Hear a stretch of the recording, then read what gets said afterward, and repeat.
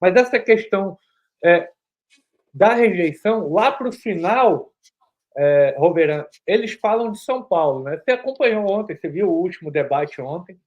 O Marçal já tinha adotado uma postura mais moderada, digamos assim, nos últimos debates, porque ele viu que a rejeição dele cresceu muito.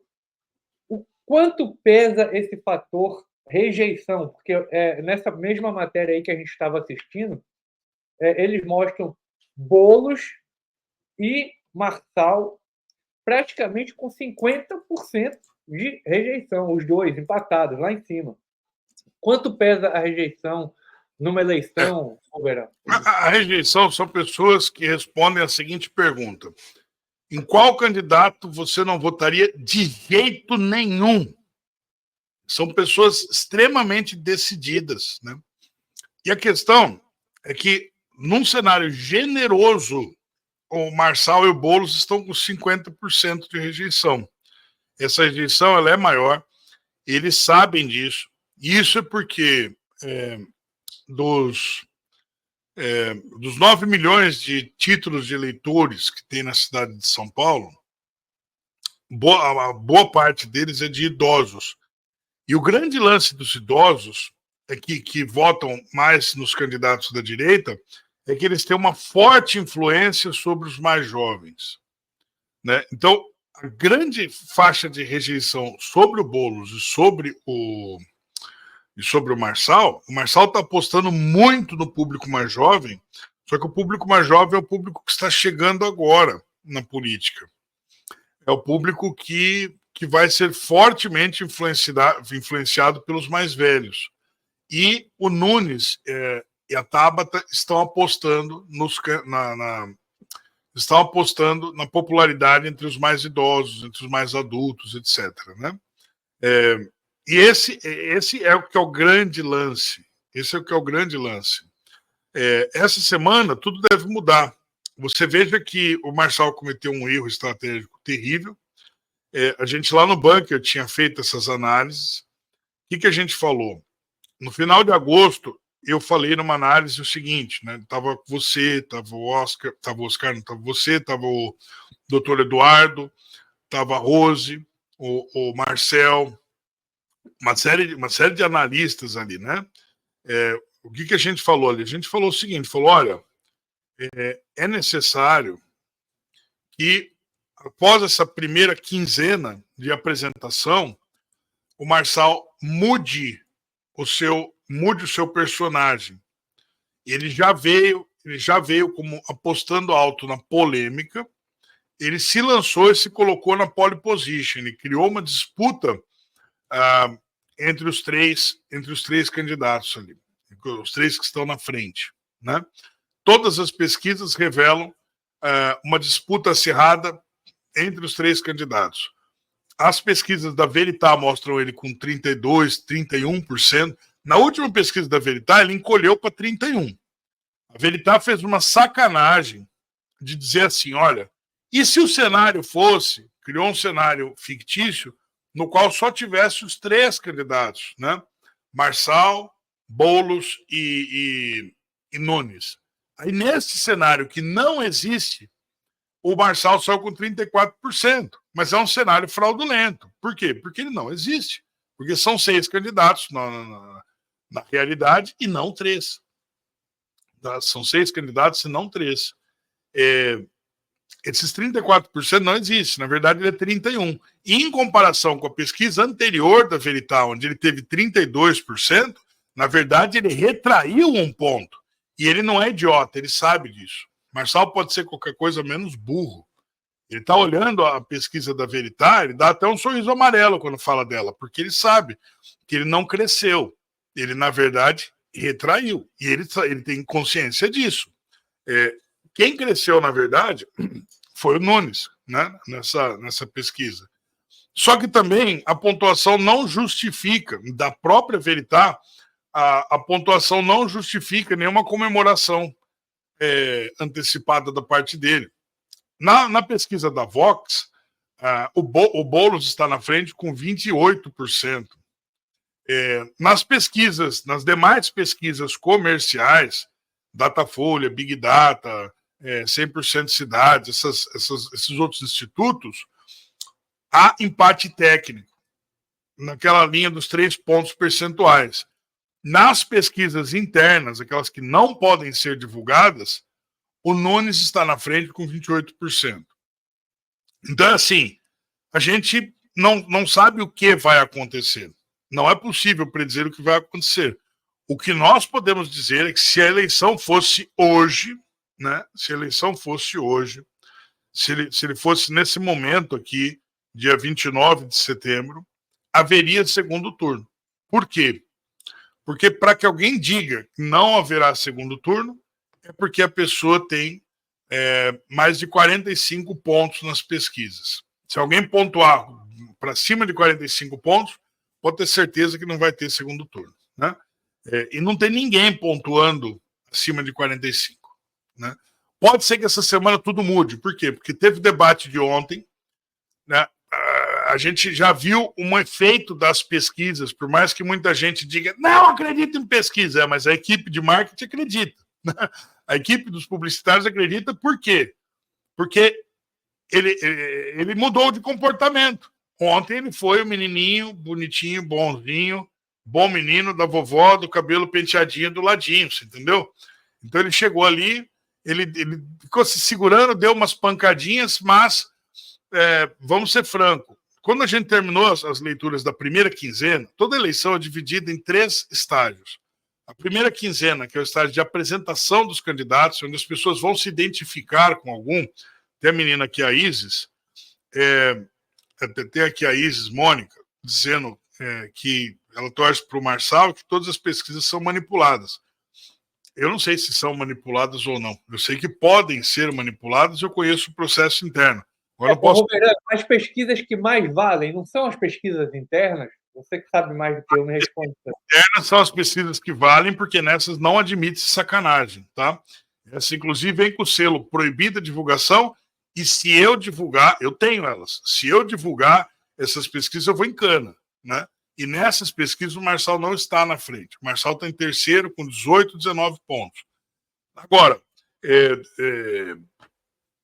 uma coisa é certa, né? Até as eleições pode muita coisa mudar. Até as eleições pode muita coisa mudar. O grande lance disso daí tudo é que a eleição ela é dividida em 3 períodos. A primeira quinzena, que é de apresentação, as pessoas vão ver em quem elas vão votar ou não, qual é o candidato que elas mais vão gostar nos primeiros debates. A segunda quinzena é a quinzena de consolidação. As pessoas conheceram o candidato na primeira quinzena, e na segunda elas vão decidir, eu voto mesmo nessa pessoa ou não, né? Ela ainda está numa dúvida, assim, nessa segunda quinzena ela tira essa dúvida. A terceira quinzena é a quinzena decisória e de ampliação. Por quê? Porque ali a pessoa fala assim, ó, eu estou tão decidido nesse cara que eu vou buscar voto para esse cara em outros lugares. Então o eleitor do Boulos vai lá para as redes sociais, vai lá para a rua, fala, não, mas o Boulos é que é o bom, aquele outro cara é não sei o quê. O Marçal vai com os eleitores dele lá, falando, vai lá no banheiro, faz M. Né? Vai o eleitor do Nunes lá dizer, não, Nunes para sempre. Então, quer dizer, tem essa militância espontânea de uma quinzena, né? E depois, por fim, tem a semana da eleição. A gente já passou essas 3 semanas e vem a semana vem aqui a semana da decisão, né? E nesta semana ela vai ser muito porrada, porque já começou, né, com o debate, começou com o debate da Record, bem diferente, o debate da Record bem diferente, tá? Bem diferente do que ele vinha se mostrando, o que significa que as equipes de marketing e publicidade entenderam por exemplo, a Isis está dizendo, pós-eleição mostra se a pesquisa está certa. Não, Isis, não mostra. Não mostra porque é daqui uma semana. Pesquisa muda todos os dias. Como que a pesquisa de hoje vai falar uma coisa daqui uma semana? não é assim que funciona. Pesquisa tem todos os dias, as pesquisas são diárias. Uma pesquisa, você tem 3 tipos de pesquisa: quantitativa, qualitativa e quantitativa qualitativa. Né? A quantitativa é baratíssima. Para um partido, ele chega lá e fala assim, 10 mil uma pesquisa quantitativa. O sujeito chega lá, faz a pesquisa em diversas regiões, São Paulo tem 96 distritos, eles vão lá e falam assim, quem que você vota hoje? Então o sujeito vai lá e diz em quem que ele votaria. Nas pesquisas qualitativas, essas são muito caras, essa custa 10 vezes mais.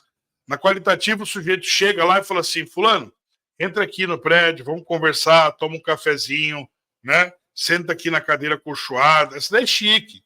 Ele senta na frente do pesquisador, o pesquisador fala assim, eu não quero saber em quem você vai votar. Você não vai dizer para mim o nome do seu candidato. Eu quero saber o motivo pelo qual você vai votar no seu candidato, sem me falar quem ele é. Aí o fulano vai dizer, o pesquisador não sabe em quem o outro vai votar. Ele só diz o motivo. Eu vou votar nesse candidato porque ele é honesto, porque ele fez, porque ele prometeu, porque ele é brigão, porque isso, porque aquilo. Ele vai falar, porque ele prometeu consertar o buraco na minha rua e etc. A qualitativa é a pesquisa que muda eleições. Por quê? Porque ela vai moldar o discurso do candidato no próximo debate. Você veja, por exemplo, o Boulos, ele teve uma ascensão do último debate para esse. Por que ele ascendeu em termos de números? Não sei quem reparou. Ele chegou no debate, ele só falou de saúde, só falou de saúde, só falou de saúde. Por quê? Porque eles fizeram uma pesquisa qualitativa que demonstrou que a grande vontade de boa parte dos paulistanos é com relação à saúde. Então, ele conversou com este público, que não é ideológico, né? A eleição paulistana, de 9 milhões de títulos de eleitores, você tem 10% que é ideológico à esquerda, 10% ideológico à direita e uma faixa de 80% que não é ideológico, que não liga para a direita e esquerda. É um pessoal que quer saber, é uma turma que quer saber se o cara vai atender alguma necessidade. As coisas da cidade, né, governando? As coisas da cidade, o transporte, a escola, a creche. Não, né? Mas às vezes é uma necessidade imediata. Por exemplo, eu tenho uma cirurgia que eu tenho que fazer pelo Hospital Dia, tá?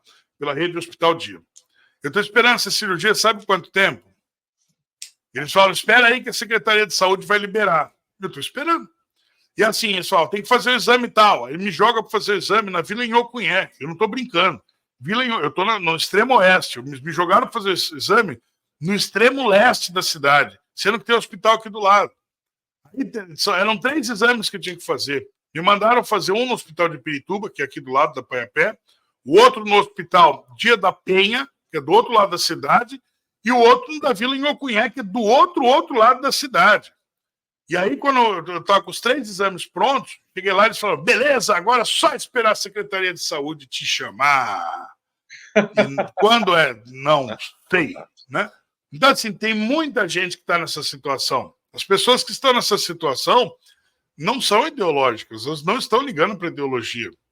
Elas estão preocupadas em quando que vai sair. Escuta, cara, estou com um problema de saúde aqui. Não quero saber se o cara é da esquerda, se é da direita, quero saber se ele vai fazer funcionar o troço. Né? O Nunes, ele trabalhou aqui em São Paulo num ponto que ele sabe que é eleitoreiro, que são as vagas nas creches. Né? As mães que têm crianças, agora tem aqui em São Paulo 6, né? O CEI, que são creches, são pequenas creches. Ele fez um monte de pequenas creches para atender as mães em véspera de eleição, né? Fez muito bem. O único problema é que fez em cima da hora, né? Mas esse voto das mães ele vai conseguir. Por uma razão óbvia, né? Ele conseguiu atender essa demanda. Não sei se ele... Eu acho que foi uma obra eleitoreira, mas ainda assim foi uma obra que foi concluída. Agora, que existem essas demandas e que as pessoas querem saber das demandas, dos interesses reais, imediatos delas, eles querem. Né? Eles querem. Eu não estou vendo assim o Marçal vir com propostas. Eu estou vendo ele trazer abstrações. Isso é perigoso numa eleição, tá? Ele chega e fala assim, quando você pergunta para ele, escuta, qual que é a sua proposta para solucionar o trânsito na Marginal Tietê? Ele olha para a entrevistadora na maior tranquilidade e diz assim, faz do M, vota 28, porque eu não usei fundo eleitoral. Marçal, eu entendi que seu número é 28 e você não usou fundo eleitoral. A gente já entendeu isso. A gente quer saber se o trânsito da Marginal Pinheiros ele é parado. Nós temos uma questão muito séria com a mobilidade urbana aqui, né? Como que você vai resolver isso, que é onde passa o veículo de mais de 5 milhões de veículos em São Paulo por dia? Você pode explicar isso para a gente? É isso que a gente quer saber, tá? Além de não ter usado fundo eleitoral, o Ricardo Nunes está envolvido com a máfia das creches, lá, o Bananinha. Viu, Bananinha? Eu já ganhei a eleição, tá? Ô, Marcelo, a gente já entendeu que você tem um problema com o prefeito, a gente já entendeu que o seu número é 28, entendemos tudo isso. Dá para responder a questão da mobilidade urbana? Eu vim de pobrezinho, cara, e eu consegui construir meu patrimônio sozinho, sabe? Eu aqui, cara, e eu fiquei rico aqui porque eu sou bom. E é isso que eu vou fazer, cara. Lá na periferia eu vou ensinar as crianças a investir na Bolsa de Valores. Mobilidade urbana você não tem resposta, né? Tanto que... então, você fica com essas questões. A população sente isso. A população sente. Isso que eu estou falando é aferível. Qualquer um pode pegar os debates e aferir o que eu estou dizendo. E aí, o que aconteceu? Quando terminou a primeira quinzena de apresentação, nas análises a gente falou, o Marçal ele foi bem até aqui, ele se colocou na pole position, ele se equiparou aos outros dois candidatos num cenário muito disputado, que chamou a atenção do país pela polarização. É a primeira eleição municipal altamente polarizada. Por quê? Porque tem duas figuras nacionais, de relevância nacional e internacional, que participam como padrinhos de seus candidatos. Você tem o Lula na extrema esquerda com o Boulos e tem o Bolsonaro na direita com o Nunes. Né? Então, e aí chega o Marçal como um terceiro elemento e chacoalha todo o ambiente. É um feito considerável, é um fenômeno de publicidade e marketing que não tem nenhuma precedência. Ele, de fato, fez isso. Isso daqui é mérito dele. Isso daqui é mérito dele. Quando você pega isso aqui da primeira quinzena, o que a gente analisou lá? A gente falou, olha, ele precisa mudar esse personagem para a segunda quinzena. Esse personagem precisa ser mudado para a segunda quinzena, sob a pena dele começar a perder eleitorado. Por quê? Porque ele atinge o teto das pesquisas, né? Ele fala, olha, cheguei a 32% aqui das pesquisas. Dali para cima ele não sobe. Por que ele não sobe desses 32% com esse comportamento? Porque ele atingiu o teto do público ideológico. Ele não consegue subir para cima disso. Pelo contrário, dali para frente ele começa a perder. Por quê? Porque quando as pessoas já entenderam aquele discurso, já absorveram aquele discurso, elas hoje falam, legal, e o que você vai fazer? Já entendi que você é o candidato supimpa da direita, que você tem um discurso e tal, mas e aí, o que você vai fazer? Na segunda quinzena, ele cometeu esse erro, que ele não entendeu que era o momento de mudar o personagem e ele permaneceu com ele. Ele foi nas 2 semanas de consolidação, nessa quinzena, que foi até o dia 15 de setembro, ele permaneceu nisso daí. Ele atingiu o teto e ficou naquele teto de 32%, o que não é distante o suficiente para sair da margem de empate técnico de 3 pontos. Né? Você tem 3 pontos de empate técnico ali que asseguram o segundo turno. Ele não tem essa margem que assegure um primeiro turno para ele. Se ele tivesse mudado, ele teria. Se ele tivesse mudado naquele 1º de setembro até o dia 15, ele tivesse mudado para propostas, ele estaria disparado no primeiro turno. Mas disparado, ele ia bater 60 pontos, porque ele é um cara extremamente carismático. O Marçal ele é de um carisma fora de série. Fora de série. O Marçal tem mais carisma do que o Lula. Você entendeu? Se ele tivesse mudado o discurso depois da primeira quinzena, falou, pessoal, vamos falar de proposta para São Paulo? Ó, é o seguinte, deixa esse pessoal brigando aí. Agora a gente vai fazer o seguinte, deixa de falar do defeito dos outros, vamos falar da solução. Olha, a gente tem que ter uma solução aqui, tem um problema aqui, eu vou solucionar com isso aqui, tal. Só que as coisas que ele começou a falar não são coisas críveis. Teve um entrevistador aqui. Vamos fazer o teleférico para resolver a o teleférico, cara. Olha, são coisas que estão muito além O pessoal fala, Marçal, poxa, eu estava te levando a sério, né? Ele fala, teve uma entrevista que o cara riu dele. Pode procurar no YouTube aí depois. O entrevistador riu dele. Assim, espontâneo, ele ficou puto com o cara, mas ele chegou pro cara e falou que vai construir um prédio de 1 quilômetro de altura. Né? Não. O Roberano, tá não, você vai sim, tá certo. Né? Então, esse tipo de. Só para concluir o raciocínio. Esse erro que ele cometeu de não apostar no carisma na segunda quinzena custou para ele a margem justamente da sua pergunta, né? Que é a rejeição. Porque o que cresceu? Foi a intenção de voto? Não, foi pífio o crescimento da intenção de voto, porque ele atingiu o teto rápido. O que cresceu, na verdade, foi a rejeição. E ele sentiu, por quê? Porque a rejeição dele começa a cruzar com o índice de eleição de intenção de votos. Você entendeu? Ou seja, daqui para frente, com aquele discurso que ele permaneceu 3 quinzenas, no início da terceira quinzena, ele falou que ia mudar. No primeiro debate da terceira quinzena, ele chegou e falou assim, com essas palavras: olha, até aqui eu vim para mostrar quem era quem, e daqui para frente eu mostrei o meu pior, agora vocês vão ver o meu melhor. Ou seja, ele mostrou que ele entendeu o problema do crescimento da rejeição, encostando na intenção, fechando um cenário de 100%, o que é perigosíssimo, porque ele vira teto absoluto de 30%, né? O que é teto absoluto de 30%? É que outros 80% não votam de jeito nenhum nele, e aí ele vai ter atingido um teto que é inultrapassável, é impossível de ultrapassar aquele limite. Ele sentiu o perigo, falou que ia mudar e não mudou. Pelo contrário, fez pior. E a rejeição dele explode depois do evento da cadeirada. Ele sentiu isso. Ele sentiu. Quando chega agora no final, quando chega agora na abertura da última semana, ele faz a mudança que era para ter acontecido na segunda ou terceira quinzena. E chegar, não, olha, eu sou um cara legal e tal. Né? Ele errou o timing da mudança, não é isso, Roberto? Ele errou o timing da mudança. Agora, é o seguinte, vamos ver o que é que vai acontecer essa semana. Outra coisa que a gente falou também, só para concluir.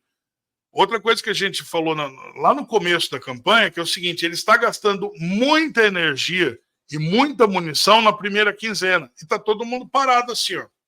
Todo mundo olhando para ele, falando, beleza, então, ó, o Boulos é cheirador e invasor de terra, a Tabata é responsável pela morte dos próprios pais, foi um tremendo tiro no pé, o Eduardo é criminoso e é incompetente, o Datena é estuprador, falar um negócio desse, né?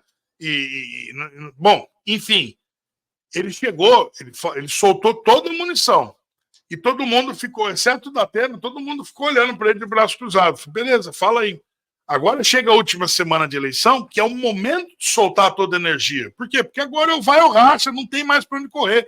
E esse é o momento onde ele está exausto e o Bolsonaro entra na campanha do lado do Nunes. Você entendeu? Então, é um perigo muito grande, porque você tem agora 2 debates, você tem segunda-feira na Folha de São Paulo, 10 da manhã, e quinta-feira na Globo, 22 horas. E o debate da Globo, vocês podem ter certeza que vai explodir de audiência e pode ter certeza que os entrevistadores vão botar fogo mesmo. Os entrevistadores vão fazer de tudo para ele explodir. Porque se ele explodir no debate da Globo, ele vai chegar se ele explodir no debate da Globo, anota que eu tô falando, me cobra. Se ele explodir no debate da Globo, ele perde para Tabata nas urnas. E o pessoal da Globo sabe disso e vai provocar ele. Presta atenção no que eu estou falando. Tudo que o pessoal da Globo quer é que ele exploda no debate. E o que a gente viu também, até passei a informação aqui, gente, equivocada. O maior na rejeição é o Datena. O Datena explodiu que nem um foguete em termos de rejeição, e ali empatado, até já passou a intenção de votos, né? a rejeição do Marçal já passou a intenção de voto. O Datena conseguiu criar maioria absoluta nos 10%. Ele conseguiu passar de 68% de rejeição.